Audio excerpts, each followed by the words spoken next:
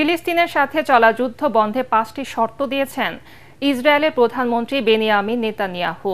গাজা যুদ্ধ শেষের জন্য তার নিরাপত্তা মন্ত্রিসভা বৈঠকের পর তিনি এই কথা বলেন। নেতানিয়াহুর শর্তগুলোর প্রধানটি হলো হামাসের অস্ত্র সমর্পণ।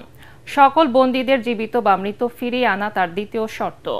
গাজা সম্পূর্ণভাবে সামরিকহীন করা যাতে অস্ত্র তৈরি বা পাচার না হয়। নিরাপত্তা সীমান্ত সহ গাজায় ইসরায়েলের নিরাপত্তা নিয়ন্ত্রণ বজায় রাখা, এছাড়াও হামাস বা ফিলিস্তিনি কর্তৃপক্ষের বিকল্প বেসামরিক প্রশাসন গঠনের উপর জোর দেন তিনি। 2024 সালের 7 অক্টোবর শুরু হওয়ার পর থেকে অন্তত 61,776 ফিলিস্তিনি নিহত এবং 1,54,906 জন আহত হয়েছে।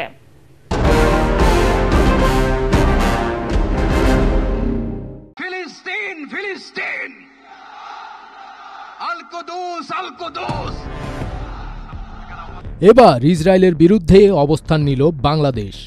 দেশের জনগণ সবসময় গাজার মানুষের প্রতি সংহতি প্রকাশ করলেও এবার সরকারের পক্ষ থেকে ইসরায়েলের গ্রেটার ইসরায়েল মন্তব্যকে প্রত্যাখ্যান করা হয়েছে।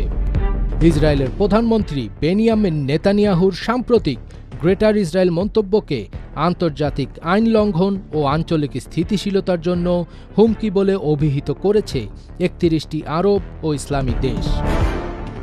শুক্রবার প্রকাশিত এক যৌথ বিবৃতিতে জর্ডান, মিশর, কাতার, কুয়েত, সংযুক্ত আরব আমিরাত, সৌদি আরব, বাংলাদেশ, পাকিস্তান, তুরস্ক, ইয়েমেন, লিবিয়া, সিরিয়া সহ দেশগুলো এবং আরব লীগ, ওআইসি ও জিসিসির মহাসচিবরা একত্রে বলেন তারা জাতিসংঘ সনদের প্রতি প্রতিশ্রুতিবদ্ধ এবং বলপ্রয়োগ বা দমননীতি কোনোভাবেই মেনে নেবে না।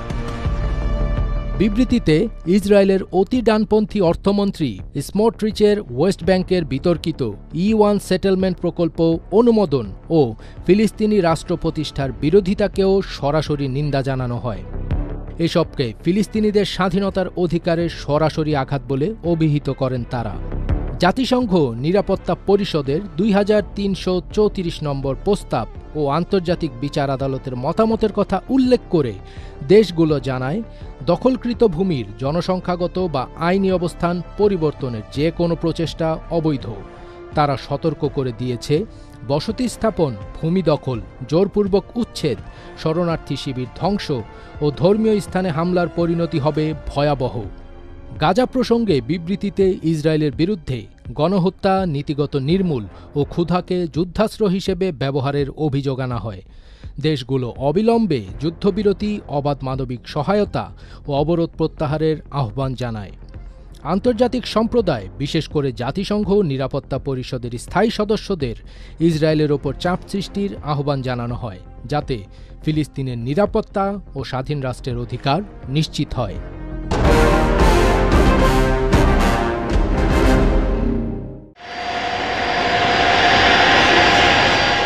সাবেক মার্কিন প্রেসিডেন্ট বাইডেনের করা যুদ্ধ অপরাধের অভিযোগে গ্রেপ্তারি পরোয়ানা মাথায় নিয়েই শুক্রবার যুক্তরাষ্ট্রে আসেন রুশ প্রেসিডেন্ট ভ্লাদিমির পুতিন। 2015 সালে নিউ ইয়র্কে জাতিসংঘ সাধারণ পরিষদের অধিবেশনে অংশ নেয়ার প্রায় এক দশক পর পুতিনের সংক্ষিপ্ত এই সফরকে ঘিরে সবার নজর ছিল আলাস্কায়। স্থানীয় সময় শুক্রবার সকাল 10টার দিকে আলাস্কার সামরিক ঘাঁটিতে পৌঁছালে বন্ধু পুতিনকে অভ্যর্থনা জানাতে ছুটে আসেন মার্কিন প্রেসিডেন্ট নিজেই।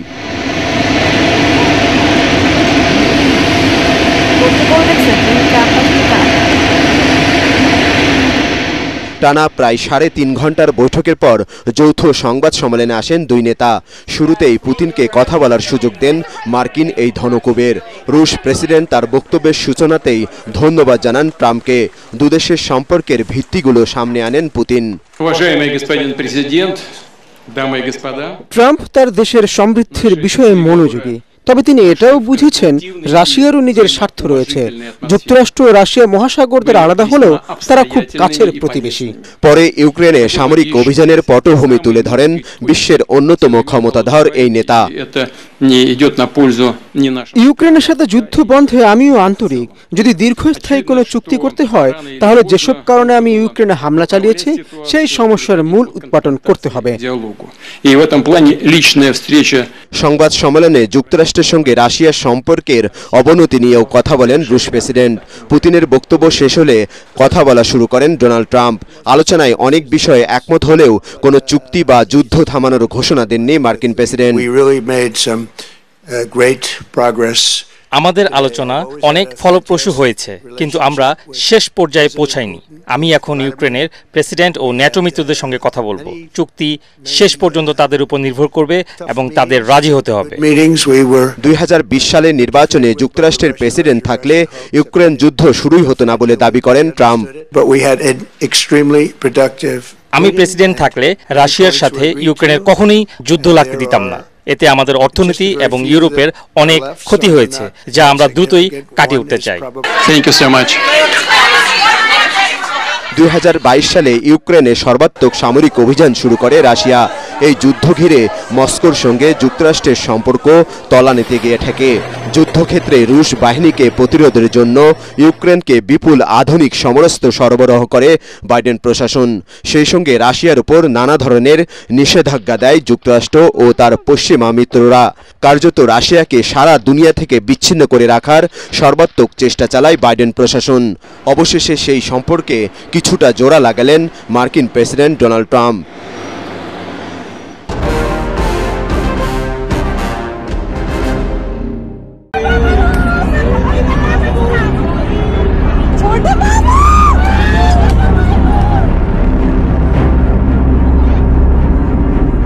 স্বাধীনতা দিবসের উৎসবে সেজেছিল গোটা ভারতবর্ষ, আর কাশ্মীরের পাহাড়ি উপত্যকাও যেন সেজেছিল এই দিবসটিতে। আয়োজন করা হয়েছিল তীর্থযাত্রার, কিন্তু হঠাৎ আনন্দের সেই মুহূর্তকে ছিন্ন ভিন্ন করে দেয় মেঘ ভাঙা বৃষ্টি আর ভয়াবহ পাহাড়ি ঢল।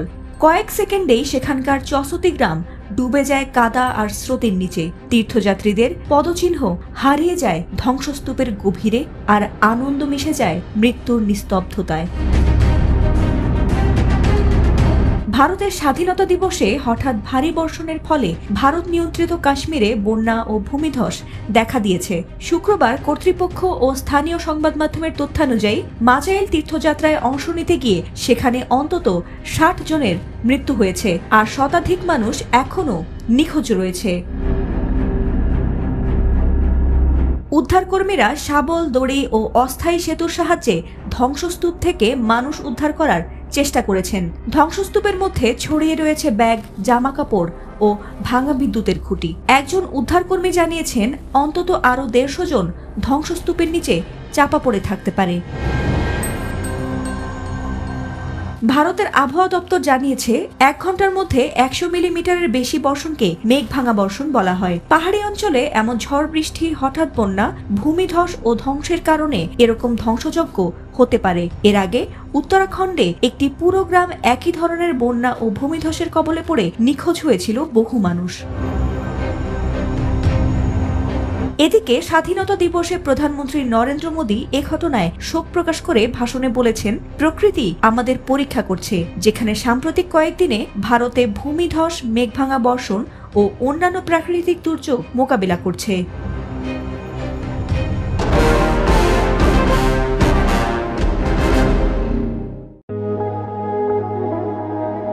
উন্নত জীবনের আশায় প্রবাস জীবন বেছে নেন লাখ লাখ মানুষ। তবে সেখানে গিয়ে থাকা, খাওয়া, চাকুরি খোঁজা বেশ সময় সাপেক্ষ এবং ব্যয়বহুল ব্যাপার। কিন্তু একবার ভাবুন তো, ইউরোপের উন্নত দেশগুলোই আপনাকে উল্টো থাকা খাওয়ার জন্য অর্থ দেবে। কি অবাক লাগছে? শুনতে অবাক লাগলেও সত্যি যে উন্নত দেশগুলোর মধ্যে এমন কিছু দেশ আছে যেখানে শুধু বসবাস করলেই মিলবে অনেক টাকা। তাহলে দর্শক, চলুন জেনে নেই কোন কোন দেশে মিলবে এমন সুবিধা। জনসংখ্যা হ্রাস ও গ্রামীণ এলাকা পরিত্যক্ত হয়ে যাওয়ার সংকট মোকাবিলায় এমন উদ্যোগ নিয়েছে বিশ্বের একাধিক দেশ। বিশেষ করে ইউরোপের গ্রামীণ অঞ্চল ও ছোট শহরগুলোতে নতুন বাসিন্দাদের আকৃষ্ট করতে দেয়া হচ্ছে বাড়ি সংস্কার অনুদান, বিনিয়োগ সুবিধা, এমনকি পরিবারের ছোট শিশু থাকলে তো কথাই নেই, তাতে মিলবে আরও অতিরিক্ত প্রণোদনা। আয়ারল্যান্ডে আওয়ার লিভিং আইল্যান্ড প্রোগ্রামের মাধ্যমে প্রায় 30টি দুর্গম দ্বীপে নতুন বাসিন্দা নিচ্ছে। পরিত্যক্ত বাড়ি সংস্কারের জন্য দেওয়া হচ্ছে সর্বোচ্চ 84,000 ইউরো অনুদান।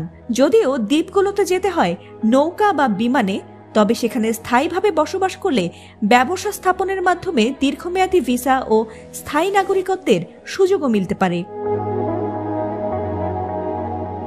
সুইজারল্যান্ডের ভালাইস অঞ্চলের আলবিনেন গ্রামে জনসংখ্যা কমে যাওয়ায় সেখানে দেয়া হচ্ছে 30 থেকে $50,000 অনুদান এবং প্রতিটি শিশুর জন্য সেখানে অতিরিক্ত প্রায় $12,200 দেয়া হচ্ছে। তবে শর্ত হলো সেখানে কমপক্ষে 10 বছর থাকতে হবে।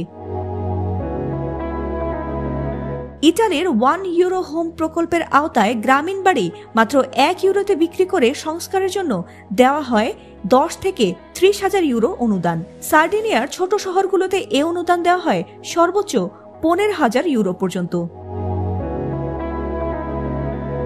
স্পেনের এক্সট্রিমাদুরো অঞ্চলে নতুন বাসিন্দাদের দেওয়া হচ্ছে 8 থেকে 10,000 ইউরো, আর 30 বছরের কম বয়সী তরুণদের জন্য দেওয়া হচ্ছে আরও অতিরিক্ত 5,000 ইউরো। বিশেষজ্ঞরা বলছেন এসব প্রকল্প শুধু আর্থিক প্রণোদনা নয়, বরং গ্রামীণ জনসংখ্যা বৃদ্ধি, অর্থনৈতিক উন্নয়ন ও সাংস্কৃতিক পুনর্জাগরণের একটি দারুণ কৌশল।